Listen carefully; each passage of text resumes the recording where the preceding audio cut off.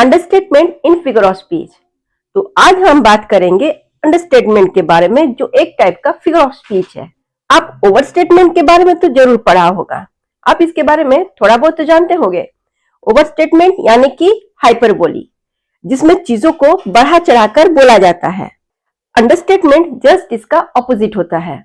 तो चलो जानते हैं इसके बारे में डिटेल में। But before then, as usual, नमस्ते, मैं हूं शुभलक्ष्मी गोस्वामी और मेरे चैनल इंटीमेट व्यू पॉइंट में आपका स्वागत है।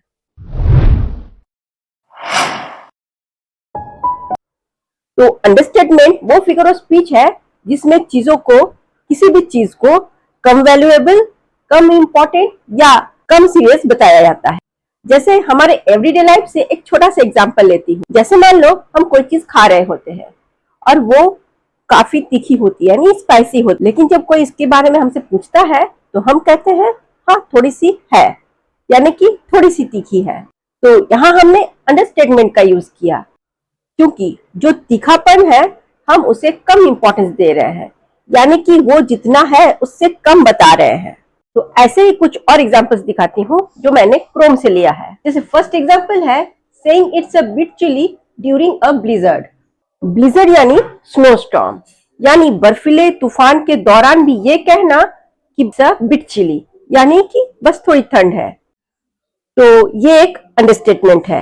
अब second example, saying he is not bad at cooking to describe a world class chef, यानी एक वर्ल्ड क्लास शेफ को भी ये कहकर डिस्क्राइब करना कि वो खाना पकाने में बुरा नहीं है।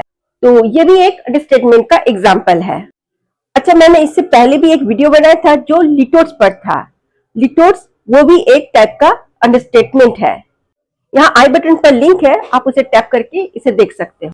जैसे कि मैंने पहले भी कहा कि लिटोट्स भी एक टाइप का अंडरस्टेटमेंट है, लेकिन दोनों में फर्क है।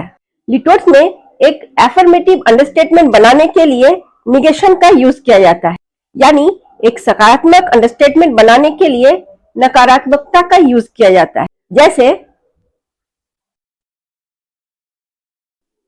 यू आर नॉट रॉन्ग, ऐसा तब कहा जाता है जब किसी के सही होने को हम मानना नहीं चाहते।